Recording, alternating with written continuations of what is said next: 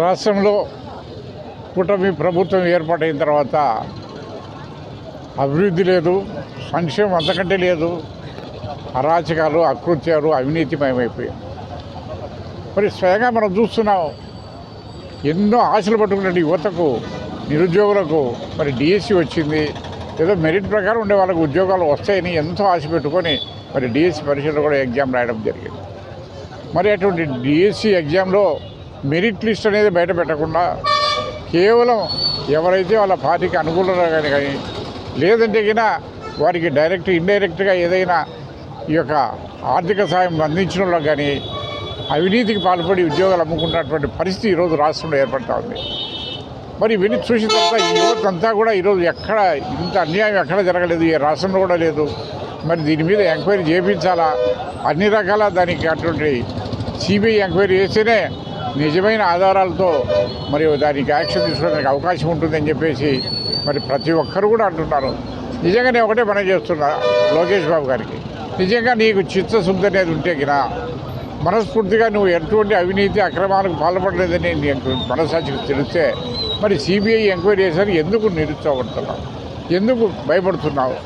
మరి స్వచ్ఛందంగా నువ్వు ఈరోజు సిబిఐ ఎంక్వైరీకి ఈ యొక్క డిఎస్సి పరీక్షల మీద ఎంక్వైరీకి ఆదేశం ఇవ్వండి. మరి ఎంక్వైరీ చేసిన తర్వాత నిజంగా ఎలాంటి అవినీతి అక్రమాలు జరగలేదనేటువంటి నిరూపణ వస్తే గిన నిన్ను మేము సన్మానం చేస్తాం.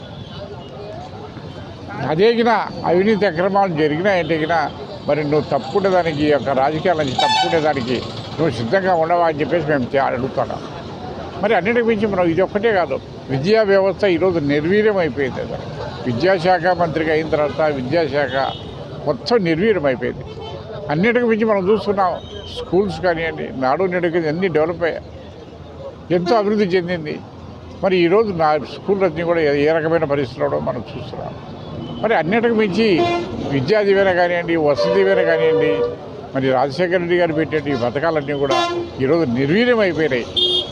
వేలాది కోట్ల రూపాయలు ఈరోజు మరి విద్యా దీవెన కింద, వసతి దీవెన కింద ఇవ్వాల్సిన బకాయిలన్నీ కూడా ఈరోజు ప్రభుత్వం చెల్లించడం లేదు. అన్నిటికి మించి ఎన్నికల ముందు చెప్పినటువంటి ఈ యొక్క సూపర్ 6లో మరి నిరుద్యోగులకు 20 లక్షల ఉద్యోగాలు ఇస్తాం, లేదంటే కింద 3,000 రూపాయలు ప్రతి ఒక్కరికి కూడా నిరుద్యోగ వృత్తి ఇస్తామని చెప్పి ఈరోజు దాదాపు 26 మాసాలు అయిపోయింది. 26 మాసాలైంది. ఇప్పటికి స్థితి లేదు, గతి లేదు, ఉద్యోగాలు లేవు, నిరుద్యోగ వృత్తి లేదు, మరి ఫీజు రీఎంబర్స్మెంట్ లేదు, వసతి దీవెన లేదు, విద్యారంగం అన్ని రంగాల్లో అయితే అవినీతిమయం అయిపోయింది. మరి ఈ యొక్క అవినీతి అక్రమాల మీద మరి వైఎస్ఆర్ కాంగ్రెస్ పార్టీ పిలుపు మేరకు ఈ రోజు నుంచి 6వ తారీఖు నుంచి 9వ తారీఖు వరకు కూడా ప్రతి ఒక్క నియోజకవర్గ కేంద్రాల్లో నిరాహార దీక్షలు ఏర్పాటు చేసి మరి 10వ తారీఖున భారీగా ర్యాలీ చేసి ఈ ప్రభుత్వానికి కనువిప్పు కలిగించే విధంగా భారీగా ర్యాలీలు చేయాలా. మరి అదే రకంగా సిబిఐ వాళ్ళు వాలంటరీగా ఈ యొక్క కేసును టేకప్ చేసి మరి సిబిఐ ఎంక్వైరీ చేసి మరి ఎక్కడ అవినీతి జరిగిందో వారందరినీ కూడా సరైన శిక్ష వేయాలని చెప్పేసి కూడా మేము మనసుతో కోరుకుంటాం. కూటమి ప్రభుత్వం పైన నిరుద్యోగులు పూర్తిగా ఆశలు పెట్టుకున్నారు. అందులో భాగంగా డిఎస్సిని విడుదల చేశారు. మాకు ఉద్యోగాలు వస్తాయని చెప్పి ఎంతో కష్టపడి చదివి వాళ్ళు పార్టిసిపేషన్ చేస్తే ఆ విధంగా కాకుండా కేవలం డబ్బులు ఇచ్చిన వాళ్ళకే ఉద్యోగాలు ఇచ్చేటటువంటి దౌర్భాగ్య పరిస్థితి మన లోకేష్ గారు ఉన్నటువంటి విద్యాశాఖకు దక్కింది. లోకేష్ గారు ఈ డిఎస్సిని లీకేజ్ చేశాడు. ఇది దుర్మార్గమైనటువంటి చర్య. దీనిని తీవ్రంగా ఖండిస్తూ ఉన్నాం. ఈ పరిస్థితి చూస్తే ఈరోజు గేమ్స్లో క్రీడాకారుల్లో బ్రహ్మాండంగా జాతీయ స్థాయిలో పాల్గొన్న వారికి ఉద్యోగాలు రాలే. ఏమీ పాల్గొనకుండా ప్రాంతీయంగా చిన్న గేమ్స్ లాస్ట్కు పేకాట ఆడే వాళ్ళకు కూడా ఉద్యోగాలు వచ్చినటువంటి దౌర్భాగ్య పరిస్థితి ఉంది.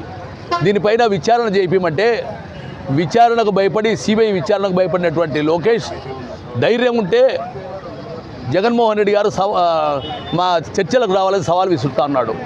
సిగ్గు లేదా మీకు మాట్లాడడానికి? జగన్మోహన్ రెడ్డి గారు దీనిపైన పూర్తి స్థాయిలో వాస్తవాలు చెప్పినాడు. దానిపైన జవాబు చెప్పలేక మళ్ళా రమ్మడానికి సవాల్ చేసడానికి నీకు సిగ్గుండాలా? దమ్ముంటే జగన్మోహన్ రెడ్డి గారు మీకు సాటి కాదు. జగన్మోహన్ రెడ్డి గారు గొప్ప నాయకుడు, ముఖ్యమంత్రిగా పనిచేసేటువంటి వ్యక్తి. మీ స్థాయి అది కాదు. దమ్ముంటే మేము వస్తాం, మీకు దమ్ముంటే రాండి, మీరు చేసినటువంటి అవకతవకలు చెప్తాం. కాబట్టి ఇప్పటికైనా మీరు సిబిఐ విచారణ ఎదుర్కోకపోతే మీరు తప్పు చేసినట్టే భావిస్తాం. మీరు సిబిఐ విచారణ చేయండి, లేదంటే మీరు రాజీనామా చేసి మీరు మీ పైన విచారణ చేయించుకోండి. మీ తండ్రే ముఖ్యమంత్రిగా ఉన్నాడు. సిబిఐ విచారణకు ఎందుకు భయపడుతున్నారు?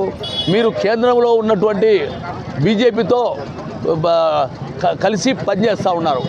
సిబిఐ కూడా భయపడుతూ ఉన్నారు. ఇంతకంటే దుర్మార్గమైనటువంటి పరిస్థితి లేదు.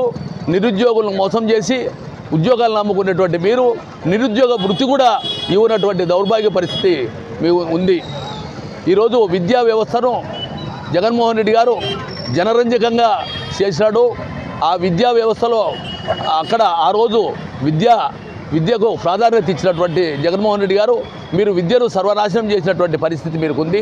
ఈరోజు లక్షలాది మంది విద్యార్థులు స్కూలుకు పోకుండా ప్రైవేట్ పాఠశాలలో పోయేటటువంటి దౌర్భాగ్య పరిస్థితి ఉంది. కాబట్టి దీనిపైన మీరు దమ్ముంటే చర్చలకు రావాలని చెప్పి సవాల్ విసురుతా ఉన్నా.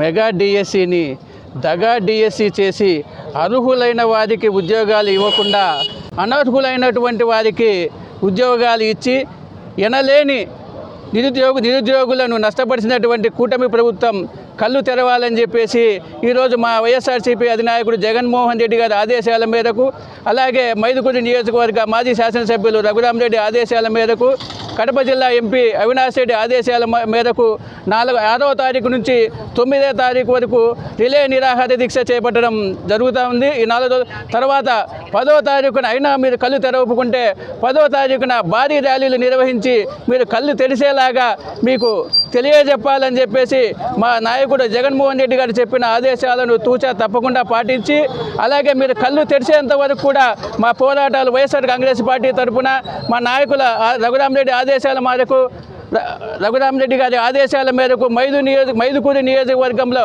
ప్రతి కార్యక్రమాన్ని దిగ్విజయంగా పూర్తి చేసి మీకు చెంపపెట్టుగా తయారు చేస్తామని తెలియజెప్పుకుంటున్నా. అయినను మీరు కళ్ళు తెలవకుంటే నిన్ననే చూసాం, తూర్పుగోదావరి జిల్లా దేవరపల్లి గ్రామంలో జగన్మోహన్ రెడ్డి గారు వెళ్తే జనదేవర అనేది ఎలా జరిగిందో దాన్ని చూసైనా మీరు కళ్ళు తెరుచుకోవాలని చెప్పేసి తెలియజేస్తున్నాం. ఇలాగే మీరు ఎల్లవేళలా మిమ్మల్ని ప్రశ్నించిన ప్రతి ఒక్కరి మీద, ప్రతి వైఎస్ఆర్సీపీ కార్యకర్త మీద కేసులు పెట్టుకుంటూ వారిని ఎక్కడికెక్కడ అణిసివేస్తూ మీరు చేస్తున్నటువంటి దుర్మార్గమైన చర్యకు ఇంకా 2.5 సంవత్సరాల కాలం ఉంది. ముఖ్యంగా మరీ చెప్పుకోవాలంటే ఈ మధ్య కాలంలో నిన్ననే చూసాం కర్నూలు ఆలూరు ఎమ్మెల్యేని వాళ్ళ బట్టలు చించి అతన్ని మా వైఎస్ఆర్సీపీ కాంగ్రెస్ పార్టీ ఎమ్మెల్యే మీద కేసులు పెడతానంటే మన ఆంధ్రప్రదేశ్ రాష్ట్రంలో ఎలాంటి పరిపాలన జరుగుతుందో మనం చూస్తూ ఉన్నాం. అలాగే ఈ మధ్యనే మనం కొన్ని ఛానల్స్లో కానీ కొన్ని న్యూస్లో కానీ చూసాం, లోకేష్ దెబ్బకు కంపెనీలు పరారవుతున్నాయని. మేము వస్తే కంపెనీలు తెస్తాం, జాబులు కల్పిస్తామని చెప్పిన మీరు మీ ఏటికే మీరు చేసే అరాచకమైన పాలనలకే రాష్ట్రాన్ని వదిలి కంపెనీలన్నీ వెళ్ళిపోతున్నాయంటే మీ పరిపాలన ఎంత దరిద్రంగా ఉంది, ఎంత ప్రజలు ఎంత అసహించుకుంటున్నారో కూడా మీరు తెలుసుకోవాలని చెప్పేసి తెలియజేసుకుంటున్నాం. అలాగే రఘురామరెడ్డి ఆదేశాల మేరకు నియోజకవర్గంలో ఏర్పాటు చేసినటువంటి ఈ కార్యక్రమాన్ని రిలే నిరాహార దీక్షను దిగ్విజయడానికి చేసినటువంటి కాజీపేట మండలం నుంచి వచ్చిన ప్రతి నాయకుడికి, నియోజకవర్గ నాయకులందరికీ కూడా ధన్యవాదాలు తెలియజేసుకుంటున్నా. Thank you.